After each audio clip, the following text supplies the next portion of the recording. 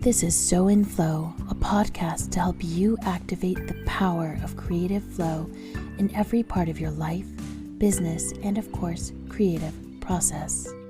This podcast is produced in collaboration with Seahorse Bookstore, an independent bookstore with a mission to awaken the imagination. Order your books and stream your audiobooks through Seahorse. Hey, this is Molly Murray. Welcome to So In Flow. This is episode 1, in which I spill the tea on creative flow. I get asked more than any other question, what is creative flow? Why is it important? Why does it even matter? So that's why I decided to dedicate this very first episode of the So In Flow podcast to the state of creative flow. I'll explain how it feels, what it is, and why it's important, and then I'll share a bit of my own story so you can see why I am so passionate about sharing the magic of creative flow with the world. First of all, what it feels like. Creative flow is a state of effortless concentration and creation. You are completely present in the moment, completely absorbed, easily making your vision a reality.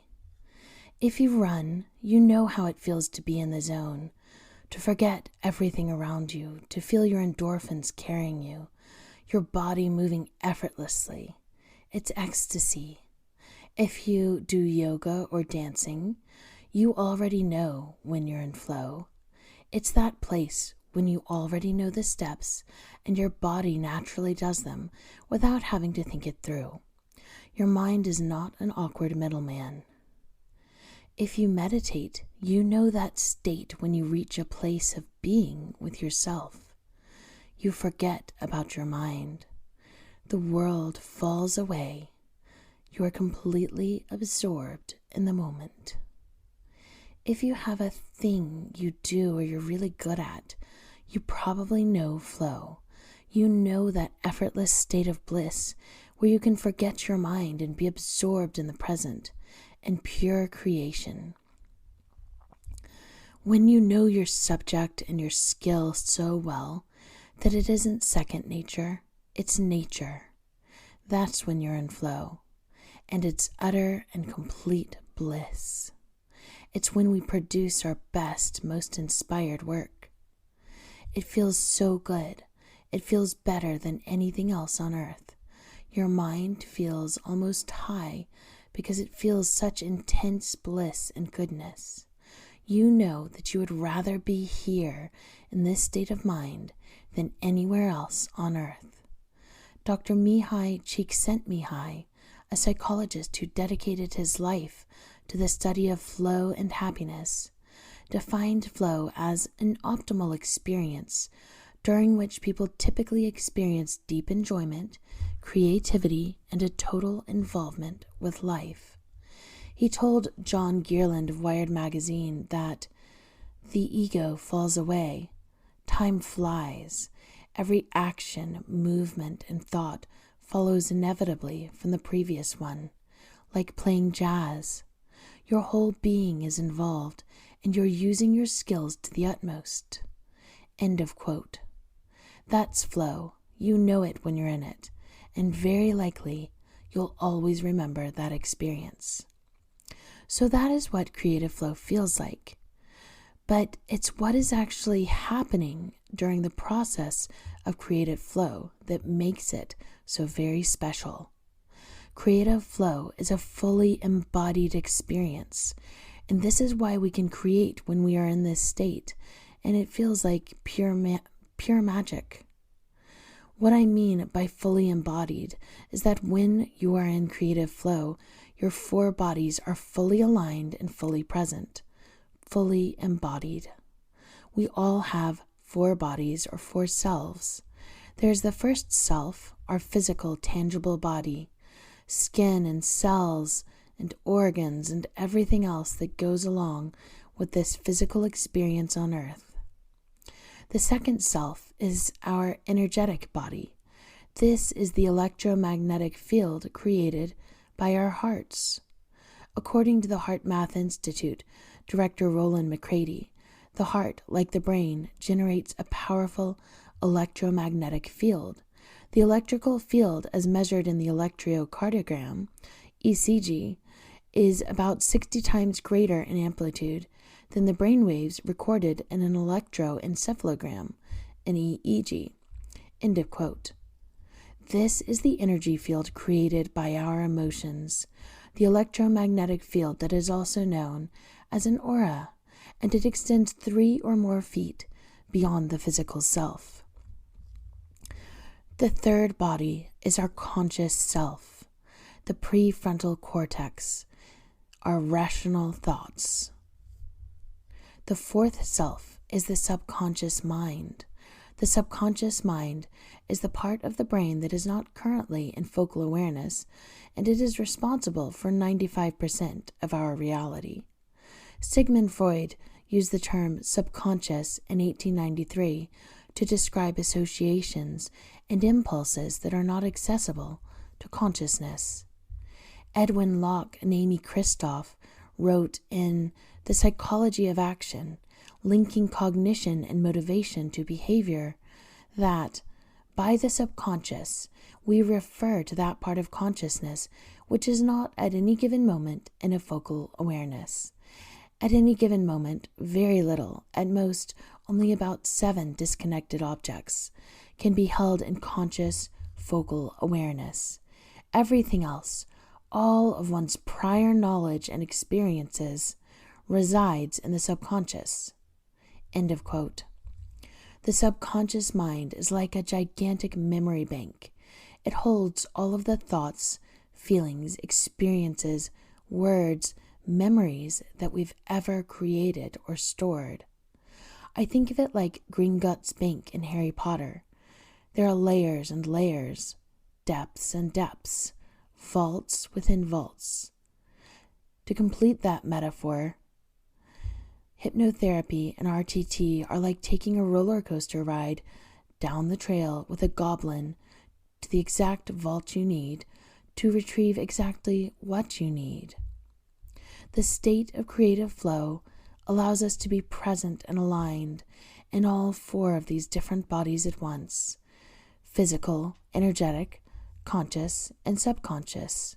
When we are in creative flow, we are physically engaged. Our bodies are responsive. They're moving through inner knowing. Our energetic body is fully present and aligned. Our feelings and emotions are engaged in the act of creation. Our conscious and subconscious minds are aligned, focus, thinking in tandem, working together in alignment. So there is a tremendous power there that is not normally available for us to access. There are few states that are similar to this unity, and they're always the highlights of life. When we're in the zone physically and feel the endorphins giving us flight, or perhaps when we're making love with someone we're fully aligned with and experiencing the most magnificent orgasm that engages your heart, energy field, mind, and of course physical body, and you see stars, or maybe you're in the zone listening to music and you just feel this gorgeous thrill of ecstasy. Every part of you is engaged. That's what creative flow feels like. So I'll explain a little about how it works inside our bodies. So first off, our minds experience different electrical impulses. These impulses are measurable by an electroencephalograph, or EEG. A frequency is the number of times that an impulse repeats itself within a second. We call these impulses brain waves. Brain waves are electrical impulses in the brain, and we use the terms delta, theta, alpha, beta, and gamma to describe them. Delta waves are a deep and dreamless sleep. This is the realm of the subconscious. Theta waves are the realm of the subconscious as well. These waves are what you experience when you experience intense dreams, vivid imagery and colors, heightened intuition. This explains your ability to suddenly piece together completely random bits of information and have that inner knowing that they are connected, or to wake up knowing something that you didn't know when you fell asleep. Alpha waves produce a kind of soft dreaminess, like when you're meditating or daydreaming or taking deep breaths. You're alert, but you're calm and at ease. You can produce these waves in your mind by breathing deeply. The alpha state acts like a bridge between your conscious and subconscious mind. It's the gateway. This is so fascinating to me because the alpha state is actually the same state of mind you go into during hypnotherapy, because in this state of mind, you're fully conscious, but you're able to break through the barriers that usually limit our minds. We're able to access our subconscious mind in this state, to heal the deep wounds, to consciously change our subconscious beliefs to the beliefs that we choose. Beta waves are a kind of everyday kind of consciousness. These account for reasoning and active thinking, the conscious mind. High beta waves are complex, rapid thought, states of excitement and anxiety. You would experience these waves during a stressful or traumatic experience. Gamma waves are high functioning. You experience these when you're really thinking and processing in the conscious mind. A state of creative flow happens when we are in the alpha state or theta state of mind. The flow state happens when you're comfortable and relaxed, not in a state of gamma waves or fight and flight beta waves.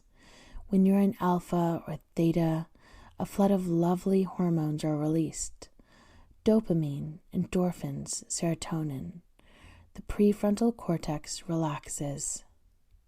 It deduces that you are safe and don't need it right now, so it decides to deactivate for a beautiful interlude, allowing you to drift into these gorgeous alpha or theta waves, deep concentration, dreamy focus, with heightened intuition and creative powers. When we experience alpha or theta waves, the line between the conscious and the subconscious is blurred. We're able to access all of the wisdom of the deep subconscious mind, so experiences, inspiration, and memories weave together naturally, while work feels absolutely effortless. This is why we experience flashes of insight during this state, and often when you wake up out of it, you find that you've written or created the best work of your life. And again, when you are in this alpha or theta state, you also have access through this brain barrier, and you can create new neural pathways that you choose. This is why meditation and hypnotherapy are so transformative. This is neuroplasticity. You have the power to literally change your brain. Alpha and theta waves are incredibly healing. The alpha and theta states are frequencies. All of the brain waves are frequencies, as I mentioned, but the alpha and theta states pulse between 3 to 12 hertz, between 5 to 8 being optimal for creative flow. This means that you can enter into this state of creative flow by becoming aligned with this frequency.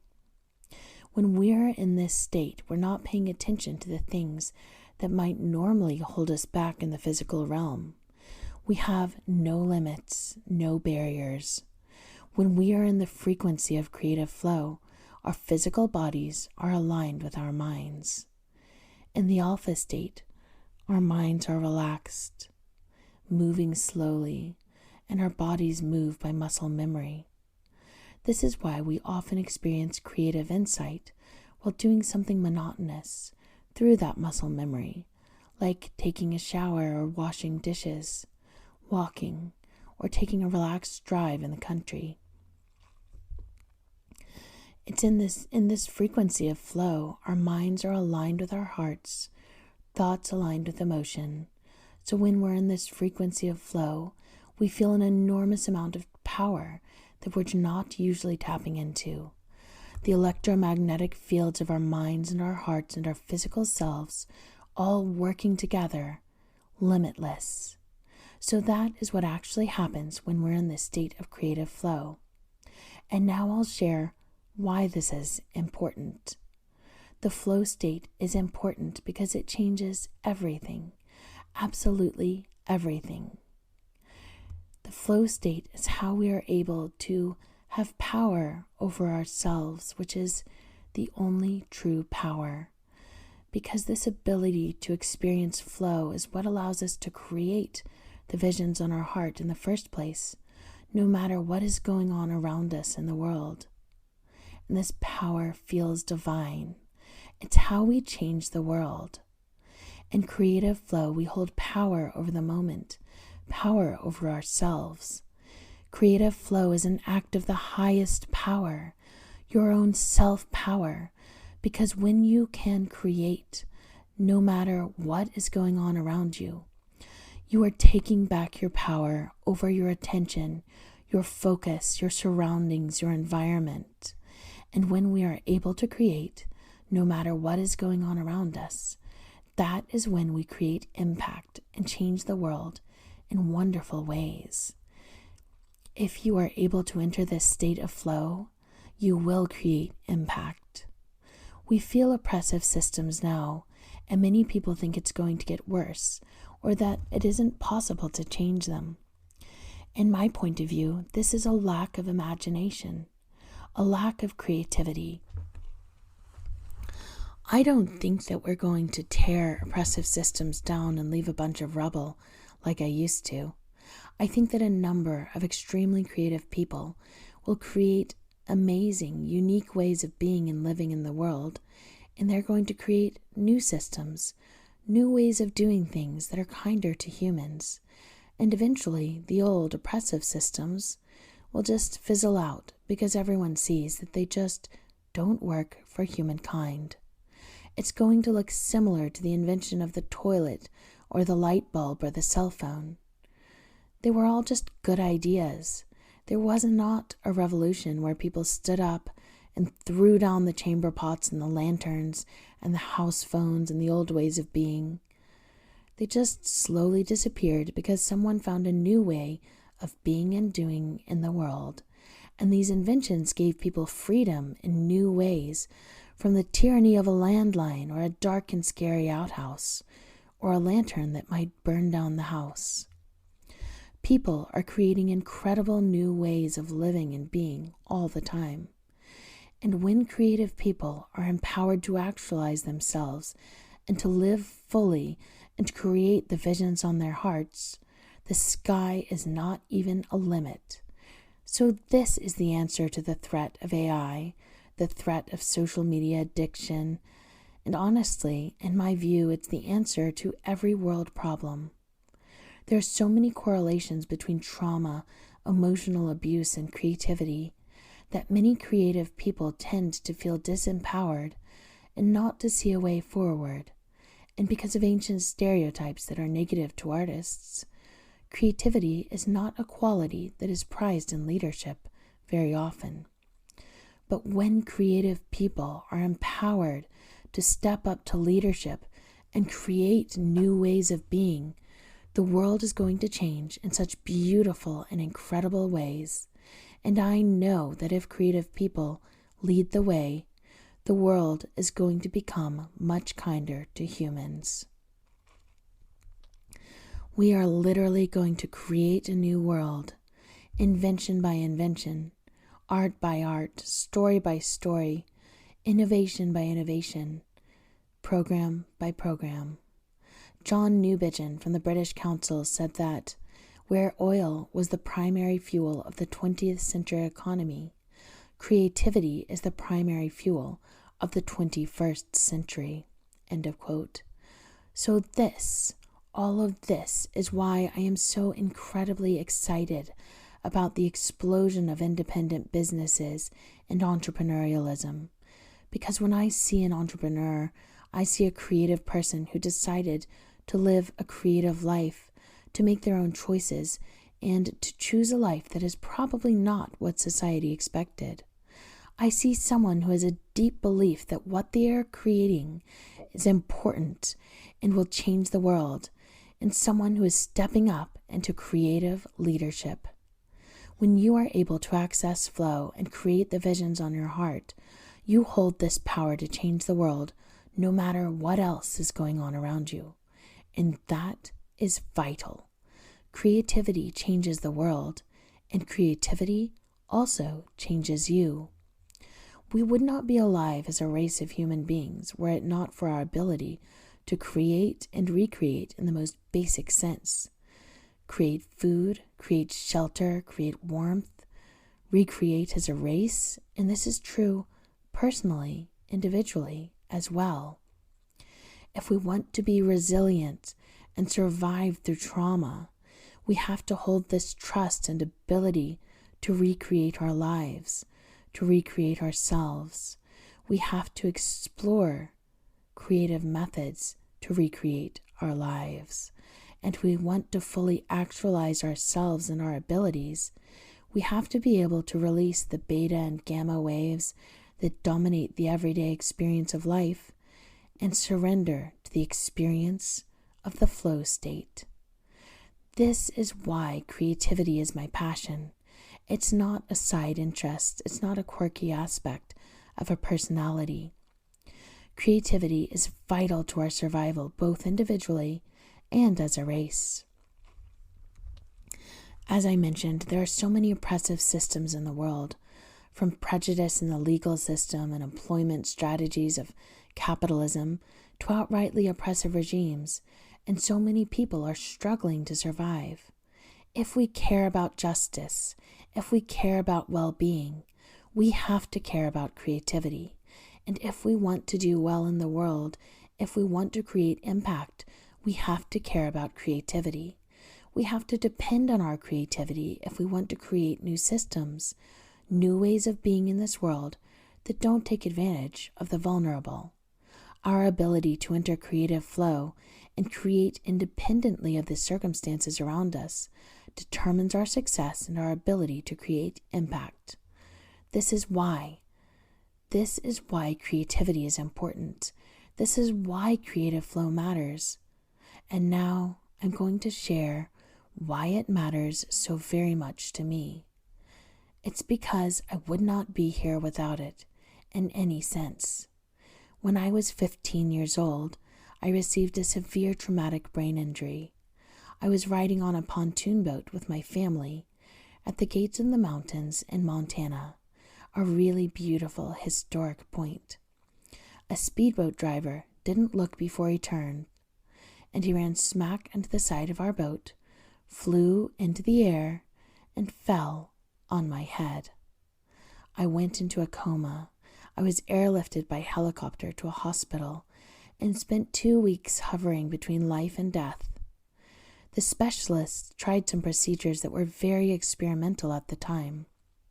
At that time, there were no precedents. No one had ever recovered from an injury of that severity, so they had no idea how it would go. When I woke up from the coma 2 weeks later, they said they didn't know how far I'd be able to recover and guessed that I might get to the intelligence and maturity level of an 8-year-old child, but they said that at the end of 3 years, I would probably be as far as I could go. Most of those next 3 years were utter agony. I had to relearn everything: how to read and write, how to add, subtract, social skills and life skills, how to play piano, absolutely everything. And this happened at 15 years old, when my social life was pretty awkward anyway. My activities were extremely limited because of the severity of the injuries and the constant pain. But I'd always been a very intense reader. It was my favorite thing. And so this became my escape, my world outside of my world. I would read, I would write. I learned to play piano again, and I would play for hours. And I soon learned that if I was reading, writing, or playing piano, I could escape from my very painful life, and I could enter into this special state that I began to recognize as creative flow, a place where I could work things out, a place where problems ceased to be problems. It was absolute freedom, and I tried to find out how I could bring that into the rest of life. Then I found that those happy moments, those paradigm shifts, began to expand into more places in my life, and life became a lot less painful and a lot more fun. I graduated from high school, broke through that first barrier, and thought, why not go to college? I don't know if I can, but also I don't know that I can't. And life got a lot better in a lot of ways. But eventually, I kept finding myself in extremely traumatic situations. At one point during college, I was attacked by a stalker with a knife the size of a machete. I escaped, but he ripped my tires to shreds. The police said it was most likely gang violence, but they'd never seen anything that severe. A guy that I went on a very short date with started harassing me and threatened to kidnap me. Life went on like this, and I found that I was caught in a cycle of trauma. I was a target for narcissists and commonly found myself in emotionally and spiritually abusive situations and relationships. Eventually, I started experiencing chronic illnesses with weird, inexplicable symptoms and extreme chronic pain. I went to doctors in both the UK and America, and finally, after years of searching, I got a diagnosis. I had developed one of the most severe pain diseases in the world. It was degenerative, and, the specialist told me, it was incurable. At that point of my life, I was already having flares every other day or so that were worse than giving birth. I was in constant, excruciating pain. My quality of life was extremely low. When I talked to this world-renowned specialist who gave me the diagnosis, I decided then and there that my present would not be my future. I decided that I did not accept the reality that he presented. And that's when I began to research the impact of trauma on our lives, and I realized that if I healed the underlying trauma in my conscious mind, my subconscious mind, and my energy field, I could do my best to biohack the rest, my physical body where the pain resided. Within 6 months, I healed myself from the disease that had debilitated my life for about 10 years. I focused on those 4 parts of myself: the physical, the emotional, the conscious, and the subconscious. It was a profound spiritual journey, and I knew that I needed to share what I learned with the world.